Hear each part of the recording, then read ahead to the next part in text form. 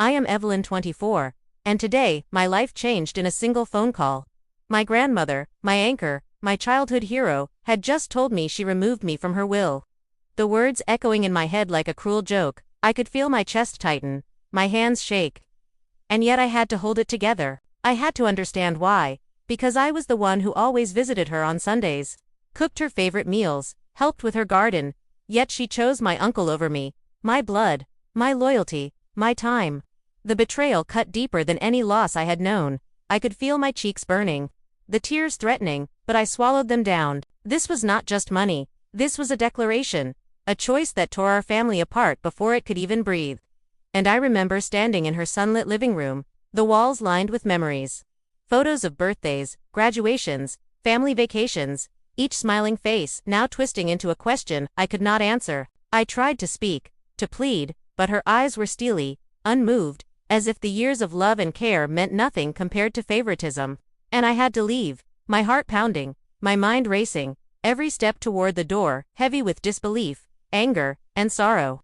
And yet I could not let her see me crumble, so I walked out, the wind hitting my face as if to slap some sense into me. And I wondered aloud how someone who raised me could decide so coldly. And I could not help but think of all the times I defended her from the world. The times I sacrificed sleep and money just to make her happy. And now, all that effort seemed meaningless. I knew my uncle had always been her favorite, charming, successful, manipulative maybe. And I hated that she could not see me the way I saw her, as a mentor, a guide, a grandmother. And as I sat on the park bench, my phone buzzing with messages I could not bear to open, I realized this was not just a loss of inheritance. It was a test, a moral dilemma. Would I fight for what I deserved, or walk away with my dignity? And then, my phone rang again, her name flashing on the screen, and I froze, heart in my throat, hands trembling, the world narrowing to that one ring, and I had to decide, answer or let it go. And that moment hung there, thick with tension, with possibilities. And I could feel the storm inside me, ready to break. So before I forget, hit subscribe to follow my journey. You will not want to miss what happens next. After that call, I could not stop thinking about my grandmother, the woman who taught me to tie my shoes, who held my hand when I cried over lost. Friends who laughed at my terrible jokes and called them brilliant, and now she had turned her back on me in a way that I could not understand. My Uncle Daniel had always been there in the background, smiling, charming, the golden child, the one who got praised for everything he touched, and I, the quiet granddaughter, had always accepted my role, helping behind the scenes, never asking for recognition. But now I wondered if my efforts had only highlighted his favoritism. My parents tried to console me, but their words felt hollow. My mother murmuring that grandmother had always been partial. My father saying I needed to focus on my career. And yet their advice sounded like excuses, like trying to justify something that could not be justified. My closest friend, Mara, called me later that evening, voice trembling as she said she hated seeing me treated this way, reminding me of all the times I had lent money, covered shifts at work, and visited grandmother despite my own busy life.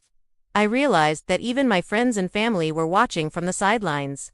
Unsure whether to intervene or let the drama unfold at my job, my boss noticed my distracted behavior, asking if I was okay, and I lied, smiled, nodded, and walked away, the weight of betrayal following me like a shadow, and I could not help but replay the moments leading up to the call, the casual dinners where grandmother would praise Daniel's achievements, the whispered comments about my lack of ambition, the subtle comparisons that I had shrugged off at the time, thinking it was harmless, just family teasing.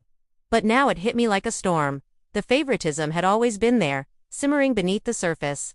A quiet manipulation that I had failed to notice. My mind drifted to Daniel, always polite, always helpful, yet with a glint in his eyes that hinted he knew exactly how to hold power in the family. I wondered if he had orchestrated this, if this decision had been in the works for months, and the thought made my stomach turn. I loved grandmother, but could I ever trust her again? I remembered the afternoons spent baking cookies together, her laughter echoing through the kitchen, her stories about resilience and family, and yet now I questioned whether those memories were tainted by a hidden agenda. I thought about the holidays, the small favors I did that went unnoticed, the sacrifices I made, and I realized that love alone was not enough in a world where favoritism and ambition ruled quietly behind closed doors. I could feel the tension building in every interaction, every phone call, every glance at a family photo. The calm before the storm, and I knew that my next moves would determine not just how I reclaimed my place, but how I understood trust, loyalty, and betrayal. The questions lingered in my mind, sharp and unrelenting. And I could not shake the feeling that this was only the beginning, that the roots of this conflict went deeper than money. Deeper than favoritism, into secrets and choices no one had spoken of. And as I stared out the window that night, the city lights flickering like tiny reminders of the world moving on without me, I knew I had to prepare, brace for what was coming, and perhaps confront truths I was not ready to face. It happened 2 weeks after the call. I was at grandmother's estate, helping with some paperwork I thought would be simple, organizing files, checking inventories, and that's when I noticed it. A set of documents tucked behind an old ledger, pages marked with my name, crossed out. Annotations in my grandmother's handwriting, praising Daniel for his decisions, instructing legal advisors to prioritize him, and a chill ran down my spine. I felt every breath tighten, my heart pounding like it wanted to escape my chest, and I realized this was no accident, no misunderstanding. This was deliberate, and the betrayal cut deeper than before. It was personal, strategic, and humiliating. I sat on the edge of her desk, hands clutching the papers, mind racing, wondering if confronting her would make any difference, or if it would only confirm my worst fears. I remembered the small favors I had done over the years, fixing her old car, helping with taxes, attending every family function, and it all seemed meaningless now. Just tokens of obedience to someone who had already chosen her favorite, Daniel. I thought about calling him, demanding answers, but a part of me hesitated, knowing that doing so might tip her off, might worsen the situation. And yet I could not ignore the truth, the weight of manipulation pressing down on me. I felt like a character trapped in a story I did not write, forced to play a role I had not agreed to, and I questioned my loyalty, not to her, but to myself. The moral dilemma tore at me. Should I fight for what was mine, legally, emotionally, or walk away with dignity? I knew my decision would affect not only my future, but my sense of self. I could feel my own anger rising, threatening to consume me, yet I tried to stay calm, measured, thinking about every possible consequence, every step I could take without losing control. And then the pressure grew, subtle, almost invisible. My coworkers mentioning rumors of a family dispute, friends asking awkward questions, everyone sensing the tension I tried to hide, and I could not escape it. Every glance, every word felt loaded with judgment, like the world was waiting for me to break, to falter, to show weakness. I sat there, staring at the documents, thinking about Daniel, how he had always been polite, helpful, maybe too helpful, the glint in his eyes now more apparent, manipulative, calculating, and I realized this was more than favoritism. It was strategy, a game I had never agreed to play.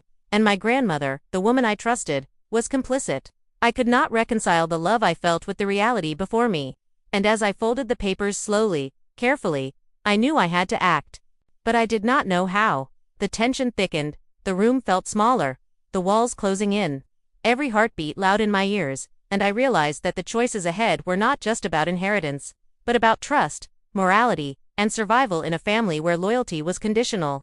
And as I left the estate, the wind biting at my cheeks, I felt the first tremors of a storm I could not stop. My phone buzzed, a message from an unknown number, hinting at truths I had yet to uncover. And I knew, without a doubt, that my world was about to shift again. The days after discovering the documents were a blur. I could feel the weight of every choice pressing down, every conversation carrying hidden meaning. My phone buzzed constantly with messages from Daniel. Polite, seemingly innocent, but laced with subtle threats. I knew he wanted to see how I would react, whether I would crumble or challenge him, and I could not let him win. Not yet. I tried to maintain my routine, work, friends, the mundane tasks of life. But nothing felt ordinary. Every glance from a coworker, every question from my family felt loaded with suspicion.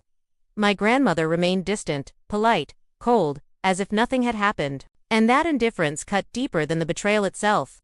I found myself questioning every memory, every interaction, wondering if the love I felt had been real or just part of a careful plan. And the moral dilemma grew sharper. Do I confront her, risk anger and estrangement? Or do I gather proof, fight legally, and risk becoming the villain in my own family story? I tried talking to my parents, seeking guidance, but their caution, their insistence on staying neutral, only increased the pressure. I felt isolated, a single figure against a tide of manipulation, and I could see the consequences piling up. Reputation at risk, relationships strained, my work suffering because my mind could not focus, and yet I had to act, because staying passive meant surrender.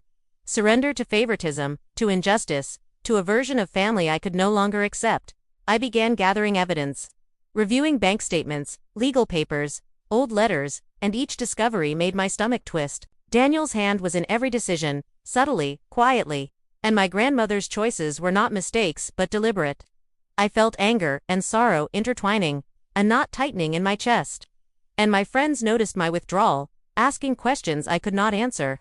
I could not let them see the storm inside me, the gnawing doubt, the fear that I might lose more than inheritance, that I might lose the trust I once held in those I loved, and yet, the tension built with every passing hour.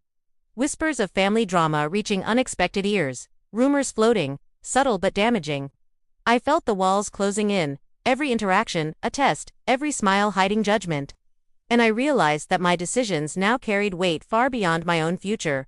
I could not misstep, could not give Daniel or anyone else the satisfaction of seeing me falter, and in the middle of it all, my grandmother called again. Voice calm, almost too calm, suggesting a meeting, a casual lunch to talk things over, and I felt a shiver.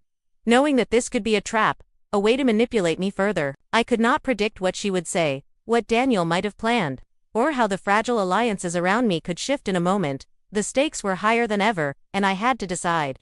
To step forward with courage or retreat, and lose ground, and as I hung up, the clock ticking loudly in the silent room, I knew one thing for certain. Nothing in my life would ever be the same. The storm was coming, and I had no choice but to face it head-on. But what awaited me at that lunch, I could not know, and the suspense gnawed at me like a shadow I could not escape. I walked into the quiet cafe, my hands trembling, every step heavier than the last. Grandmother sat at a corner table, sipping tea, her face calm, unreadable, and I felt the tension coil in my chest. Daniel's absence noticeable, and I wondered if this was a trap, a test, or something far worse. I sat down opposite her, words catching in my throat, ready to confront, to demand answers, but before I could speak, she leaned forward, voice soft but steady, telling me that everything I believed about the will, about Daniel, about her favoritism, was wrong. My mind froze, heart hammering, and I asked her to explain. My voice barely above a whisper. She told me that years ago, she had made a decision not to divide her estate evenly, because she feared that my impulsive spending habits and my inexperience with money would put me at risk. I blinked, disbelief washing over me. It sounded almost absurd. After all the pain, the betrayal, the tension, and she continued, saying that Daniel had always been responsible with finances, that she wanted to protect both of us in different ways, but had not known how to tell me without hurting my feelings. I felt my emotions collide, anger, relief, frustration, confusion. I realized that the documents I had found, the crossed-out annotations, had been misinterpreted. They were part of her plan to guide the estate legally, not a declaration of favoritism. My mind raced through every conversation, every insult I thought I had endured, every night I had spent crying over perceived injustice, and now I questioned everything. Had I misread the signs? Had I let resentment blind me to her intentions? I felt tears sting, but not from betrayal, from the weight of misunderstanding, and yet, I also felt the ache of lost time, of opportunities to reconcile sooner. I wanted to yell, to demand apologies, to express how deeply I had felt rejected, but instead, I sat silently, absorbing the revelation, realizing how easily perspective could warp reality, how emotions could paint intentions in the darkest colors. And then she dropped another bomb. Daniel had known nothing. He was not involved in her legal decisions, had never influenced her. All the whispers, the subtle manipulations I had imagined, were illusions my mind had created to justify my anger. I felt my body relax and tighten at the same time, relief and frustration blending into a single, dizzying sensation, and I knew that while some truths were finally clear, others remained murky. Questions about timing, communication, and trust lingered, and I could not shake the feeling that even with this revelation, the road ahead would be filled with careful steps, cautious interactions, and lingering doubts. I left the cafe with a mind racing faster than my heartbeat, my grandmother's words echoing in every corner. And as I stepped into the chilly evening air, the city lights shimmering like fragile promises, I realized that this twist had changed everything and yet nothing. And the story was far from over. The suspense still held me tightly, and I knew that the next chapter of my life, my family, and my trust would demand courage I had never known I possessed. I stood in my grandmother's study, the walls lined with decades of memories, portraits staring down like silent witnesses, the weight of the past weeks pressing on me, the documents in my hand, the revelations from our last conversation swirling in my mind, and I knew I had to decide. The choice was mine. To confront my family with the truth, demand accountability, or let it go and preserve the fragile peace. My fingers trembled as I placed the papers on her desk, the sound echoing like a gavel in the quiet room. I thought of Daniel, of the misunderstandings that had festered between us, and I realized that accusing him or anyone else without proof would destroy more than it would fix. I felt my chest tighten, heart pounding, the moral weight of my decision heavier than any inheritance. I could feel the consequences of every option. Confrontation might bring clarity but also resentment. Forgiveness might preserve relationships but leave lingering doubts. I remembered the nights of tears, the arguments with friends who did not understand, the quiet moments of panic at work when my mind could not focus, and I realized that my choice now would determine not just my future but my own sense of self. I took a deep breath, letting the memories and revelations settle, and I decided to act with honesty tempered by caution. I would speak openly with my grandmother, express my hurt, acknowledge the misunderstandings, and seek clarity about the estate, but I would not attack. Not yet. I wanted to reclaim trust, not create new enemies. The moment stretched. Silence thick around us. And then I spoke, voice steady, controlled, telling her how her actions had made me feel. The fear, the anger, the betrayal. And I listened as she explained her intentions, her careful protection, the miscommunications, and slowly, a sense of relief began to settle in. Not complete, but enough to ease the tension. Daniel arrived later that afternoon, awkward at first, uncertain. But when I spoke to him calmly, I could see the relief in his eyes, the shared understanding that we had been caught in assumptions. And while our relationship would take time to rebuild, I felt a cautious optimism, a sense of control returning. I also understood the consequences. There would still be family whispers, subtle judgments, and moments when past emotions would surface. But I had made my choice, and it was deliberate, moral, and grounded in truth. I walked out of the study that evening, the sun low, shadows stretching across the floor, feeling the gravity of what I had faced and the courage it took to act, and I knew that life would continue with its challenges. But for the first time in weeks, I felt anchored, centered, ready to navigate the future with my head high and my heart open. The suspense of what might come remained. The lessons of trust, loyalty, and perception still hung in the air. And as I stepped into the cool evening, I felt both the weight and freedom of my choice, knowing I had done what I could with honesty and strength, and my story would continue. Shaped not by fear or resentment but by the courage to face difficult truths. The weeks after my decision passed slowly, each day a reminder of how fragile relationships can be. I spent time with my grandmother, not to discuss money but to reconnect, to rebuild trust, to laugh again over stories from my childhood, and in that process, I realized how much I had learned about patience, perspective, and the complexity of love. I thought about Daniel, about how easily misunderstandings can twist reality, and I understood that forgiveness is not just about others, but about freeing yourself from anger and resentment.